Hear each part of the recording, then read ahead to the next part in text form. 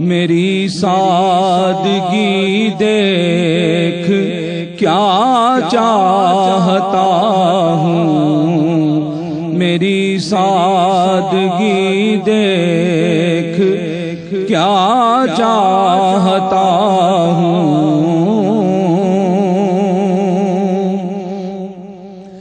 ستم ہو کہ ہو وہ وعدہ بے حجابی، ستم ہو کہ ہو وہ وعدہ بے حجابی، کوئی بات صبر آزما چاہتا ہوں، کوئی بات صبر آزما چاہتا ہوں۔ یہ جنت مبارک رہے زاہدوں کو، یہ جنت مبارک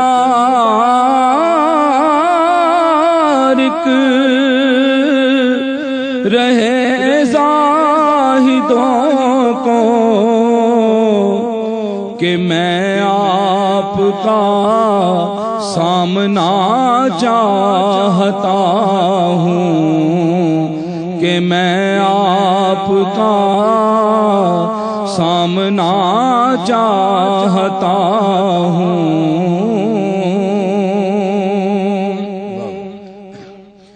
ذرا سا تو دل ہوں مگر شوق اتنا، ذرا سا تو دل ہوں مگر شوق اتنا،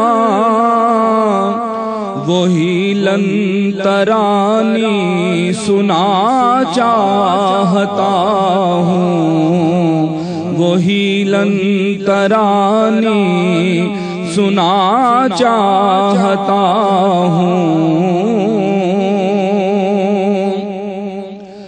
کوئی دم کا مہمان ہوں اے اہل محفل،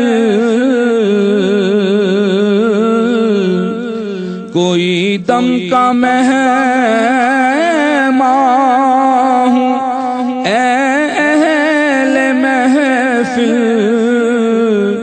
چراغ سحر ہوں بجھا چاہتا ہوں، چراغ سحر ہوں بجھا چاہتا ہوں۔ بھری بزم میں راز کی بات کہہ دی، بھری بزم میں راز کی بات کہہ دی، بڑا بے ادب ہوں سزا چاہتا ہوں، بڑا بے ادب ہوں سزا چاہتا ہوں، تیرے عشق کی انتہا چاہتا ہوں، میری سادگی دیکھ کیا چاہتا ہوں۔ سبحان اللہ، سبحان اللہ۔ ناظرین، یہ تھے جناب مدثر احمد ہمدانی، اور ہم اپنی گفتگو کا آغاز کرتے ہیں جناب ڈاکٹر امجد وحید سے۔ ڈاکٹر صاحب، جیسے کہ مدثر صاحب بھی یہ کلام پیش کر رہے تھے، تیرے عشق کی انتہا چاہتا ہوں، تو آپ سے گفتگو کا آغاز کرتے ہیں کہ حضرت علامہ کے نزدیک یہ عشق کی انتہا کیا ہے اور اس کی اثر آفرینی کیا ہے؟ آپ سے درخواست ہے۔ जहाँ तक अलामा का तसव्वुर इश्क जी जी और इसकी इंतहा का ताल्लुक़ है, तो अलामा जब भी किसी लफ्ज़ को एक इस्तिलाह के तौर पर इस्तेमाल करते हैं, एक सिंबल के तौर पर जब भी किसी लफ्ज़ को अपनाते हैं जी जी, तो उस लफ्ज़ को भी बेखुद कर देते हैं। वाह वाह वाह वाह वाह, लफ्ज़ के अंदर वो तमाम तर मानी को खपा देते हैं, वाह, बल्कि वो मानी लफ्ज़ से बाहर छलकने लगते हैं। वाह वाह वाह। तो इश्क इकबाल के यहाँ एक तजर्बे का नाम है। अच्छा, इश्क इकबाल की सारी फिक्र की बुनियाद तजर्बे पर है, और ये इकबाल की फिक्री बुनियादों में से है कि इकबाल ने अपनी फिक्र की बुनियाद एंटी क्लासिसिज्म पर रखी। जी जी यूनानी फिक्र से बगावत पर अपनी सारी फिक्र की बुनियाद रखी। जी जी, तो एंटी क्लासिसिज्म क्योंकि तजर्बे पर मबनी है, और इकबाल के बकौल ये तजर्बे की तरफ मुतवज्जो करना कुरान और सुन्नत नबी सल्लल्लाहु अलैहि वसल्लम का दिया हुआ सबक है। जी बिल्कुल। तो इश्क भी इकबाल के यहाँ एक तजर्बा है, एक एक्सपीरियंस है। अच्छा, तो इश्क के लफ्ज़ का इस्तेमाल इकबाल के यहाँ एक पैसिविटी के तौर पर नहीं बल्कि एक एक्टिविटी के तौर पर होता है। वाह, इकबाल के यहाँ अकल भी फ़ाल है और इश्क भी मुतहर्रक है। जी जी, दोनों पैसिव नहीं हैं। जैसे इकबाल ही की इश्क नबी सल्लल्लाहु अलैहि वसल्लम के हवाले से एक नज़्म जो है ज़ौक़ शौक़ के नाम से, तो उसके अंदर इकबाल यही कहते हैं। उसके सारे अशार बड़े खूबसूरत हैं। जी जी जी, लेकिन उसमें लौह बितू कलम बितू तेरा वजूद अल किताब, गुम्बदे आबगी नरंक तेरे वजूद में हुबाब, तेरे मुहीत में हुबाब। तो इसी नातिया अशार के आगे जाके इकबाल जी कहते हैं कि तेरा शौक अगर न हो, शौक तेरा अगर न हो मेरी नमाज का इमाम, वाह, मेरा कयाम भी हिजाब, मेरा सुजूद भी हिजाब। क्या बात, क्या बात। तो अगर वो इश्क मुस्तफ़ा सल्लल्लाहु अलैहि वसल्लम ही इमाम ना बन पाए तो फिर कयाम सुजूद सभी हिजाब रह जाते हैं, सभी हिजाब रहते हैं। और जब वो इश्क मुस्तफ़ा सल्लल्लाहु अलैहि वसल्लम दिलों के अंदर मौजूद हो तो फिर इश्क अपनी इंतहा पा लेता है, अपनी मुराद पा लेता है। और वो इसी के अगले शेर के अंदर इकबाल उसकी तरफ निशानदेही कर देते हैं, और उसमें वो कहते हैं कि अकल गयाबो जुस्तजू, जी जी, इश्क हुजूरो इस्तराब, वाह, तेरी निगाह नाज से दोनों मुराद पा गए। अकल गयाबो जुस्तजू, इश्क हुजूरो इस्तराब। तो अकल की मुराद हुजूरो इस्तराब है, जबकि इश्क की मुराद। आपकी इजाज़त से एक ब्रेक ले लूं, फिर आपसे गुफ्तगू सिलसिला जारी रखते हैं। नाज़रीन, डॉक्टर अमजद वहीद की गुफ्तगू इंशाअल्लाह फिर इनसे बात करते हैं। एक छोटा सा वक्फा, उसके बाद दोबारा आपकी खिदमत में हाजिर होते हैं। हमारे साथ रहिए। किया तूने सहरा नशीनों को यकता, खबर में सहर में। वक्फे के बाद नाजरीन दोबारा आपकी खिदमत में हाजिर, रबीउल अव्वल की खुसूसी ट्रांसमिशन ARYQ TV से, और हमारा खुसूसी प्रोग्राम है इकबाल और इश्क रसूल। और आज हमारी गुफ्तगू का मौजू है कि हज़रत अल्लामा के अफकार की रोशनी में इश्क रिसालत माब सल्लल्लाहु अलैहि वसल्लम में फ़िक्र अमल का क्या पैगाम है।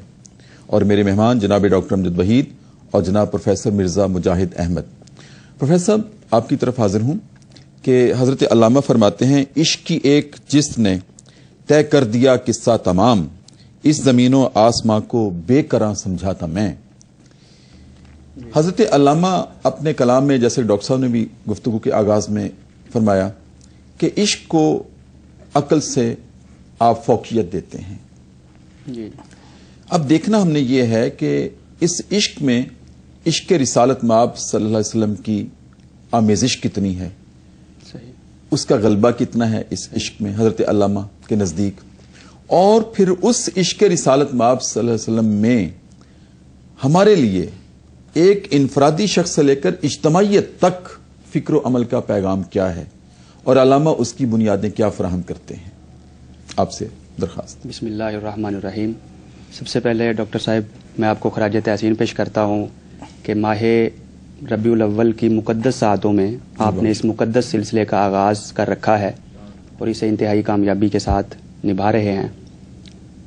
جہاں تک اقبال کے عشق رسول کا تعلق ہے، جی جی، جس کی آپ نے ابھی بات کی اور عقل اور عشق کے حوالے سے بھی آپ نے ذکر کیا، جی جی، تو سب سے پہلی بات تو یہ ہے کہ اقبال جب عشق کی بات کرتے ہیں جی جی، تو اس سے مراد کوئی ہیجانی کیفیت، بالکل نہیں، ہوائے نفس اور اس طرح کے جذبات نہیں ہوتے، صحیح، بلکہ اس سے مراد ایک انتہائی پاکیزہ، مقدس، معطر اور منور جذبہ ہوتا ہے. واہ واہ واہ واہ، جو انسان کے پاکیزہ، منور اور معطر جذبہ جی ہوتا ہے. جو سبحان انسان اللہ، کے قلب و باطن اور روح میں اتر کر اس کو بھی معطر، منور اور مقدس بنا دیتا کیا ہے. بات، کیا بات. تو اور جب اقبال عشق کی بات کرتے ہیں تو عقل کی وہ بنیادی طور پہ نفی نہیں کرتے، ہر طرح کی عقل کی نفی نہیں کرتے. خود کہتے ہیں کہ ایک دانش برہانی، ایک دانش نورانی، واہ واہ واہ، ہے دانش برہانی حیرت کی فراوانی. واہ، اور خود وہ اپنے آپ کو کیا کہتے ہیں، اپنے حوالے سے کہتے ہیں کہ من بندہ آزادم، جی، عشقست امام من، واہ عشقست امام من، عقلست غلام من. واہ واہ کہتے ہیں کہ میں آزاد بندہ ہوں، میرا امام عشق ہے. واہ واہ، یعنی اقبال خود کو عشق کا مقتدی اور عشق کو اپنا امام قرار دیتے ہیں اور عقل کو اپنا غلام قرار دیتے ہیں. تو یعنی اقبال نے بتایا کہ اس عقل کی میں نفی نہیں کرتا جو عقل عشق کی غلام ہو، عشق کی تابع ہو. ہاں، اگر عقل عشق کے معاملات میں اور جن راہوں پہ عشق گامزن ہو اس میں رکاوٹیں پیدا کرتی ہے تو یقیناً اقبال اس عقل کی نفی کرتے ہیں، صحیح، اور اس عقل پہ تنقید بھی کرتے ہیں. صحیح. اور جو آپ نے جس شعر کا حوالہ دیا تھا، جی جی، مجاہد صاحب، کہ علامہ اپنے اس عشق میں اور عشق رسالت میں آپ صلی اللہ علیہ وسلم میں فکر و عمل کی کیا بنیادیں ہمیں دیتے ہیں؟ صحیح. اس کا آغاز کیسے کہاں سے کرتے ہیں؟ علامہ اقبال نے اپنے کلام میں عشق کا لفظ بھی استعمال کیا ہے اور اسی طرح جو دوسرے الفاظ ہیں، یقین، عزم، جہد مسلسل، قوت عمل، جی جی، ان سے مراد بھی وہ عشق ہی لیتے ہیں، کیونکہ اچھا، واہ واہ، عشق جو ہے یہ ہے اصل بات، یہ بنیادیں ہیں. جی جی، یہ بنیادیں ہیں. جو عشق ہے وہ اصل میں قوت عمل کا نام ہے. جی جی، میں بتاتا چلوں کہ اقبال اس عشق کے قائل نہیں جو انسان کو نکما کر دیتا ہے، ناکارہ کر دیتا ہے، صحیح، کسی کام کا نہیں چھوڑتا. اقبال اس عشق کے قائل ہیں جو انسان کو تحت الثری سے ثریا تک لے جاتا ہے. واہ واہ واہ، اقبال اس عشق کے قائل ہیں جو ایک خاک کے پتلے کو اللہ رب العزت کی بارگاہ میں حاضر کر دیتا ہے. اور اقبال اس عشق کے قائل ہیں جو انسان کے اندر انقلاب برپا کر دیتا ہے. اقبال نے جہاں بھی عشق کی بات کی ہے اس سے عشق حقیقی ہی مراد لیتے ہیں. اور پھر جب بھی عشق کی بات کرتے ہیں، نعت مصطفیٰ، محبت مصطفیٰ کی بات کرتے ہیں، تو اس میں ایک انقلاب کا پیغام لازمن ہوتا ہے، ایک تحرک کا پیغام، ایک تحرک کا، حرکت کا، اس میں ان کا پیغام لازمی ہوتا ہے. اور وہ کہتے ہیں کہ بے خطر کود پڑا آتش نمرود میں عشق، اور عقل ہے محو تماشائے لبے بام ابھی.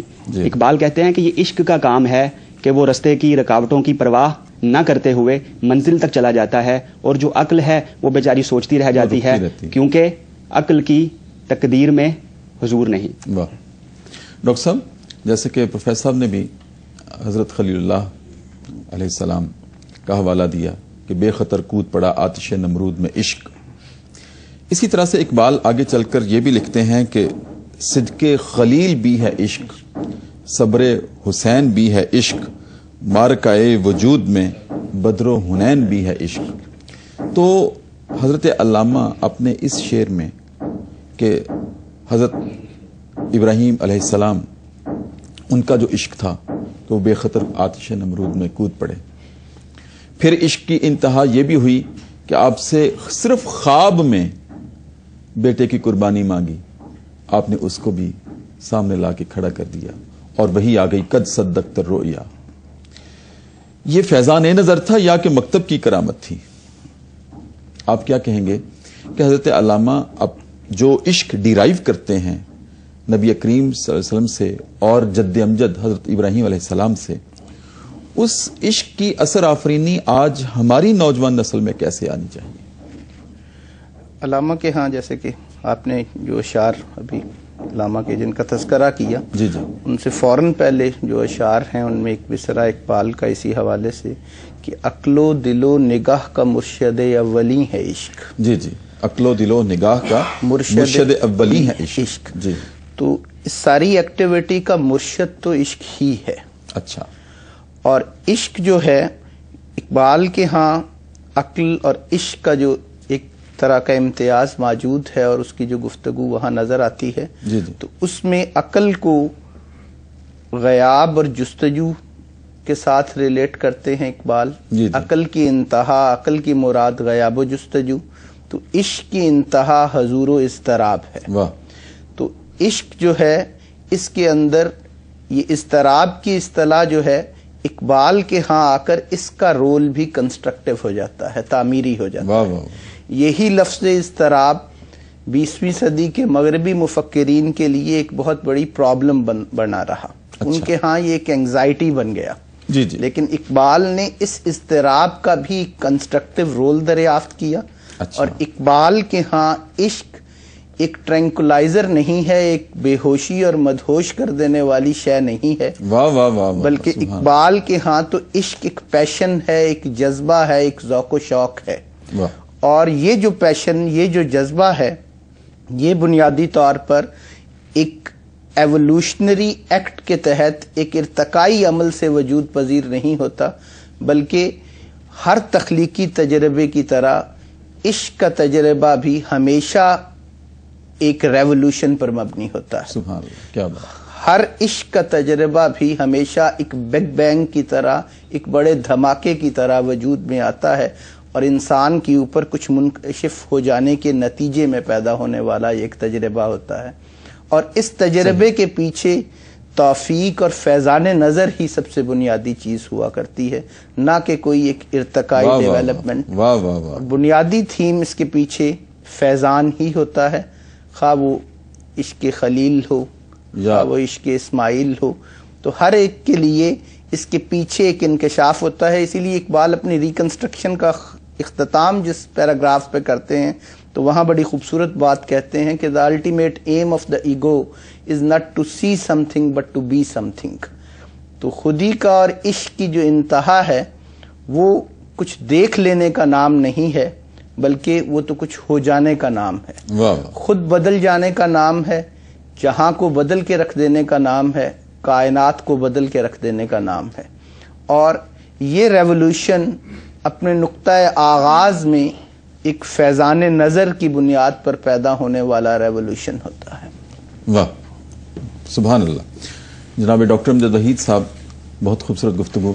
جناب پروفیسر صاحب، آپ کی طرف دوبارہ حاضر خدمت ہوتا ہوں کہ ایک تو یہ فرمائیے کہ حضرت علامہ کے عشق رسالت مآب صلی اللہ علیہ وسلم کی لطافت کیا ہے، اس میں نزاکت کیا ہے، اور وہ نزاکت جیسے میں نے ڈاکٹر صاحب سے بھی یہ سوال کیا تھا، ان کی خدمت میں بھی عرض کیا تھا، آپ سے بھی درخواست یہ ہے کہ وہ لطافت اور نزاکت آج ہمارے دلوں میں کیسے آ سکتی ہے حضرت علامہ کے عشق رسالت مآب صلی اللہ علیہ وسلم کی. ہم ایک پیغام کیا دے سکتے ہیں؟ صحیح. اصل میں علامہ اقبال نے جو ہمیں عشق کا نظریہ اور اصطلاح دی ہے، جی جی، سب سے پہلے جو ان کا اگر آپ ایک ایک لفظ دیکھیں جی تو اس سے عشق جھلکتا اور ٹپکتا نظر آتا ہے. صحیح. پہلی بات تو یہ ہے کہ کلام میں اثر آفرینی تب پیدا ہوتی ہے جب وہ دل سے نکلتا ہے. خود ہی کہتے ہیں نا، دل سے جو بات نکلتی ہے اثر رکھتی ہے، پر نہیں طاقت پرواز مگر رکھتی ہے. بالکل. تو خود ہی انہوں نے اس بات کی نشاندہی کی. تو اگر ہم علامہ اقبال کے حالات زندگی دیکھیں، تذکرہ کی کتابیں دیکھیں، تو ہمیں پتہ چلتا ہے کہ اقبال پہلے خود بہت بڑے عاشق رسول تھے. ہاں جی. اور ان کے ایک ایک لفظ میں عشق کا پیغام انہوں نے سمو دیا ہے، کیونکہ ان کے دل کی آواز تھی. آپ کے خط میں سے مختصر سے دو تین جملے میں بتانا چاہوں گا، اور ان میں اثر آفرینی ایک کیفیت دیکھیں، اور پھر خاص طور پہ وہ عرب کی مقدس سرزمین کی بات بھی کرتے ہیں، اور ساتھ انقلاب کا پیغام بھی اس کے اندر پنہاں ہے. کہتے ہیں کہ اے عرب کی مقدس سرزمین، تجھ کو مبارک ہو، تو ایک پتھر تھی جسے دنیا کے معماروں نے رد کر دیا تھا، ایک آمنا کے لال نے تیرے اوپر نگاہ رکھی، خدا جانے ایک یتیم بچے نے بنا دیا، تجھ پر کیا افسوں پڑھ دیا کہ موجودہ دنیا کے تہذیب و تمدن کی بنیاد تجھ پر رکھ دی گئی۔ اس میں آپ کے اس سوال کا جواب بھی پنہا ہے کہ کس طرح مطلب پیغام کیا دینا چاہتے ہیں، اور دنیا میں انقلاب بپا نبی کریم صلی اللہ تعالی علیہ وسلم نے کس طرح کیا ہے۔ اور آگے چل کے آپ کہتے ہیں کہ کاش میرے بد کردار جسم کی خاک تیری ریت کے ذروں میں مل کر تیرے بیابانوں میں اڑتی پھرے، اور یہی آوارگی میری زندگی کے تاریک دنوں کا کفارہ بن جائے۔ کاش میں تیرے صحراؤں میں لٹ جاؤں، اور کاش میں تیرے اس دنیا کے سامانوں سے آزاد ہو کر اس مقام پہ پہنچ جاؤں جہاں اذان بلالی گونجا کرتی، تیری تیز دھوپ میں جلتا ہوا اور پاؤں کے آبلوں کی پرواہ نہ کرتا ہوا اس مقدس سرزمین میں جا پہنچوں جہاں پہ بلال کی عاشقانہ آواز گونجا کرتی تھی۔ کیا بات ہے۔ میں یہ سمجھتا ہوں کہ علامہ نے جو قوت و عمل کا پیغام بھی دیا ہے، اور خاص طور پہ عشق میں کس طرح نوجوان نسل میں عشق پیدا کیا جا سکتا ہے، تو اس کے لیے علامہ اقبال نے جو موجودہ سبب بتایا، اس بات پہ ہمیں فوکس کرنا ہوگا کہ علامہ اقبال نے مسلمانوں کے زوال کا سبب عشق سے محرومی کو بتایا۔ اچھا، کہتے ہیں کہ میں ایک دن اللہ کی بارگاہ میں بڑا رویا کہ مسلمان ذلیل و خوار کیوں ہیں، تو ندا آمد نمی دانی کے ای قوم دلے دارند و محبوب نمی دارند۔ ندا آئی، آواز آئی کہ اے اقبال کیا تم اس حقیقت سے آگاہ نہیں کہ یہ مسلمان قوم وہ ہے جو دل تو رکھتے ہیں محبوب نہیں رکھتے۔ تو پھر اقبال یہ کہتے ہیں کہ عشق کے ہیں معجزات، عشق کے ہیں معجزات سلطنت و فقر و دین، عشق کے ادنا غلام صاحب تاج و نگی۔ اقبال کہتے ہیں کہ اجازت سے ایک بریک لے لوں، آپ کی بات کو پھر دوبارہ انشاءاللہ جاری رکھتے ہیں۔ ناظرین چھوٹا سا وقفہ، اس کے بعد دوبارہ آپ کی خدمت میں حاضر ہوتے ہیں، ہمارے ساتھ رہیے۔ کیا تو نے صحرا نشینوں ربیع الاول کی خصوصی ٹرانسمیشن اور ہمارا خصوصی پروگرام ہے اقبال اور عشق رسول، اور آج ہمارے مہمان ہیں جناب ڈاکٹر امجد وحید اور جناب پروفیسر مجاہد احمد۔ ڈاکٹر صاحب، نبی کریم صلی اللہ علیہ وسلم کا جلال و جمال اور اس کے ساتھ عشق مصطفیٰ صلی اللہ علیہ وسلم، اقبال ان دونوں کے ساتھ کیسے ربط پیدا کرتے ہیں، کیا تعلق پیدا کرتے ہیں؟ اقبال کا جو تصور عشق ہے وہ اقبال کے تصور انسان کی بنیاد ہے۔ جی جی۔ اور اقبال کا تصور انسان در حقیقت نیٹشے کے فوق البشر سے ماخوذ نہیں ہے، جی جی، بلکہ عبد الکریم جیلی کے انسان کامل کے تصور کے زیادہ قریب۔ واہ واہ۔ اور کمال نبوی صلی اللہ علیہ وسلم کے دو اجزاء جو ہیں، جلال نبوی صلی اللہ علیہ وسلم اور ایک جمال نبوی صلی اللہ علیہ وسلم، اور اقبال اس بارے میں اپنے ایک شعر میں ہی کہتے ہیں کہ شوکت سنجر و سلیم تیرے جلال کی نمود، کیا بات ہے، شوکت سنجر و سلیم تیرے جلال کی نمود، فقر جنید و با یزید تیرا جمال بے نقاب۔ کیا بات ہے، سبحان۔ تو کمال نبوت اور کمال محمد صلی اللہ علیہ وسلم در حقیقت نبی اکرم صلی اللہ علیہ وسلم کے جلال اور جمال کا مجموعہ ہے۔ نبی اکرم صلی اللہ علیہ وسلم کے جلال سے ہی شوکت سنجر و سلیم ہے، اور ان کے جمال کا جو رخ ہے وہ فقر جنید و با یزید ہے۔ تو عشق کے مصطفیٰ صلی اللہ علیہ وسلم ہی کا نتیجہ ہے جی جی، جو شوکت سنجر و سلیم ہے، اور عشق مصطفیٰ صلی اللہ علیہ وسلم ہی کا نتیجہ ہے جو فقر جنید و با یزید ہے۔ واہ، سبحان اللہ۔ ڈاکٹر امجد وحید صاحب، بہت خوبصورت گفتگو۔ جناب پروفیسر مرزا مجاہد احمد صاحب، آخری سوال آپ سے، ہمارے پروگرام کا اختتام ہو رہا ہے کہ آج امت مسلمہ کی نشت ثانیہ میں حضرت علامہ کے عشق رسالت مآب صلی اللہ علیہ وسلم کا کیا کردار بنتا ہے؟ میرے خیال میں جو عشق رسالت مآب ہے جی صلی اللہ علیہ وسلم، وہ امت مسلمہ کی نشت ثانیہ میں بڑا اہم اور مرکزی اور بنیادی کردار ادا کر سکتا ہے۔ جی جی۔ علامہ اقبال کا ایک قطعہ ہے، محبت کا جنوں باقی نہیں ہے، واہ، محبت کا جنوں باقی نہیں ہے، مسلمانوں میں خون باقی نہیں ہے۔ صحیح۔ کہتے ہیں کہ جو محبت کا جنوں ہے، کیونکہ عربی لغات کی روشنی میں شدید محبت کو ہی عشق کہتے ہیں، جی جی، تو کہتے ہیں کہ جو محبت کا جنوں ہے اب وہ باقی نہیں رہا، گویا کہ مسلمانوں میں خون ہی باقی نہیں رہا۔ تو جب مسلمانوں کے اندر سے خون اور محبت ختم ہو گئی تو وہ کس طرح اپنا کردار ادا کر سکتے ہیں؟ محبت کا جنوں باقی نہیں ہے، مسلمانوں میں خون باقی نہیں ہے، صفیں کج دل پریشاں سجدہ بے ذوق کہ جذبے دروں باقی نہیں ہے. کیا بات کہتے ہیں کہ صفیں بھی بکھر گئیں. اب دیکھیں نا، بات وہی ہو رہی جو آپ نے کہی کہ کس طرح عشق کردار ادا کر سکتا ہے. تو مطلب عشق نہ ہونے کی وجہ سے، عشق سے محرومی ہونے کی وجہ سے مسلمانوں کے اندر گویا کہ خون رہا ہی نہیں، وہ جذبہ ایمانی رہا ہی نہیں. اور پھر جب یہ نہیں تھا تو منتشر ہو گئے، صفیں کج ہو گئیں. اور صفیں جب کج ہوئیں تو پریشانی آئی. اور جب صفیں کج ہوں مطلب منتشر ہوں، اتفاق اور اتحاد نہ ہو، پریشانی آئے. پھر پریشانی آتی ہے، اور جب پریشانی آتی ہے تو سجدہ بے ذوق سجدے ہو گئے. تو یہی تو تین چیزیں تھیں کہ منتشر نہ ہوتے، متفق اور متحد رہتے، اور پھر اپنے دل کو بھی مطمئن رکھتے، اور پھر باذوق سجدے کرتے، محبت کے ساتھ عشق کے ساتھ سجدے کرتے. تو یہی چیز علامہ نے بتائی ہے کہ جب مسلمانوں کے دل سے عشق مصطفیٰ نکل جائے، اگر نکل جائے گا تو پھر کچھ نہیں رہ جائے گا، اور نہ سجدہ ذوق و شوق سے ہوگا، اور نہ مسلمان اتفاق اور اتحاد کا مظاہرہ کر سکتے ہیں، اور نہ اپنے دلوں کا اطمینان حاصل کر سکتے ہیں. اگر انہوں نے اپنے دلوں کا اطمینان حاصل کرنا ہے، اپنی عبادات کی قبولیت، اپنی عبادات کو مقبول بنانا ہے، اپنے معاملات کو درست کرنا ہے، اپنی صفوں کو درست کر کے اتفاق اور اتحاد کا مظاہرہ کرنا ہے، تو پھر انہیں اپنے دل میں عشق مصطفیٰ کی شمع فروزاں کرنا ہوگی. اور پھر وہاں سے جواب بھی آئیں گے. پھر جی بالکل. بہت خوبصورت جناب ڈاکٹر امجد وحید صاحب، آپ کا بہت شکریہ، آپ پروگرام میں تشریف لائے. جناب پروفیسر مرزا مجاہد احمد صاحب، آپ کا بھی بہت شکریہ. ناظرین، عشق رسالت مآب صلی اللہ علیہ وسلم، جیسے میں نے اپنی گفتگو کے آغاز میں کہا تھا کہ یہ نشہ جب دل میں اتر جائے تو پھر انسان انجام سے بے خبر ہو کر بارگاہ رسالت میں پہنچ جاتا ہے، اور راستے کی تمام رکاوٹیں وہ تحلیل ہو جاتی ہیں. علامہ کے افکار کے نزدیک عقل اور عشق دونوں قافلے کے سالار ہیں، لیکن عقل راستے میں دلیلیں مانگتی ہے، رک رک کے چلتی ہے، اور عشق سبک گام ہو کر منزل کی طرف رواں دواں رہتا ہے، اور بالآخر بارگاہ رسالت مآب صلی اللہ علیہ وسلم میں حاضری لگ جاتی ہے. حضرت خباب رضی اللہ تعالیٰ عنہ کو نبی کریم صلی اللہ علیہ وسلم سے محبت اور عشق رکھنے کی پاداش میں دشمنوں نے جب پھانسی دی تو کہا، خباب کوئی آخری خواہش ہو؟ کہا، 2 خواہشیں ہیں. ایک خواہش یہ ہے کہ مجھے 2 نفل پڑھ لینے دو، اور دوسری میری خواہش یہ ہے کہ میرے نبی کو میرا آخری سلام پہنچا دینا.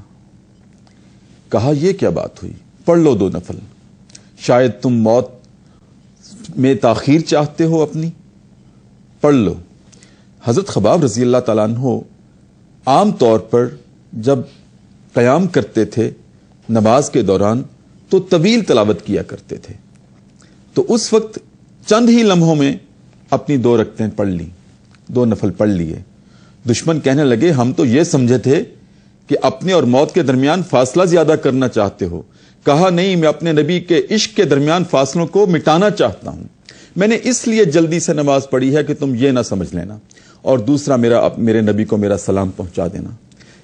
حضرت خباب کے منہ سے یہ الفاظ نکلے تھے کہ نبی کریم کی مجلس میں آپ کی آنکھیں آپ دیدہ ہو گئیں، پرنم ہو گئیں، آنسو نکلے. صحابہ نے پوچھا، یا رسول اللہ کیا بات ہے، آپ کیوں روئے؟ کہا، میرے صحابہ، جبرائیل علیہ السلام نے میرے خباب کا آخری سلام پہنچایا ہے، اس کو تختہ دار پر میری محبت میں لٹکایا جا رہا ہے. آپ نے وعلیکم السلام کہا.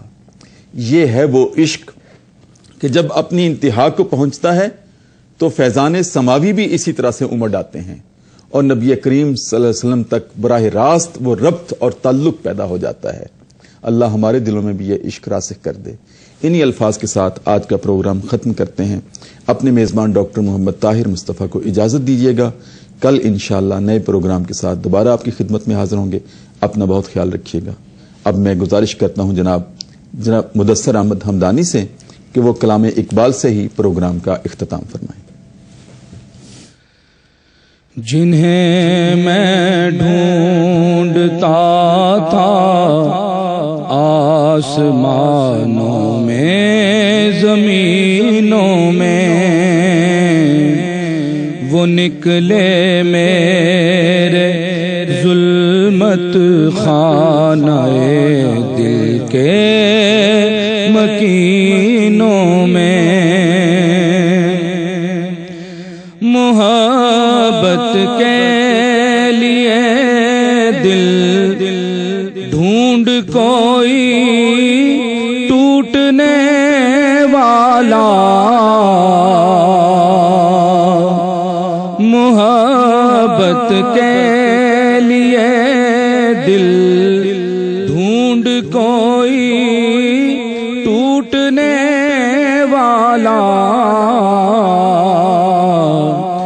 یہ وہ میں ہے جسے رکھتے ہیں نازک آبگینوں میں، یہ وہ میں ہے جسے رکھتے ہیں نازک آبگینوں میں، سراپا حسن بن جاتا ہے جس کے حسن کا عاشق، بھلا اے دل ہنسی ایسا بھی ہے کوئی حسینوں میں، بھلا اے دل ہنسی ایسا بھی ہے کوئی حسینوں میں، نمایاں ہو کے دکھلا دے کبھی ان کو جمال اپنا، نمایاں ہو کے دکھلا دے کبھی ان کو جمال اپنا، بہت مدت سے چرچے ہیں تیرے باریک بینوں میں، اور خاموش ہے دل بھری محفل میں چلانا نہیں اچھا، خاموش ہے دل بھری محفل میں چلانا نہیں اچھا، ادب پہلا قرینہ ہے محبت کے قرینوں میں، ادب پہلا قرینہ ہے محبت کے قرینوں میں، جنہیں میں ڈھونڈتا تھا آسمانوں میں زمینوں میں، وہ نکلے میرے ظلمت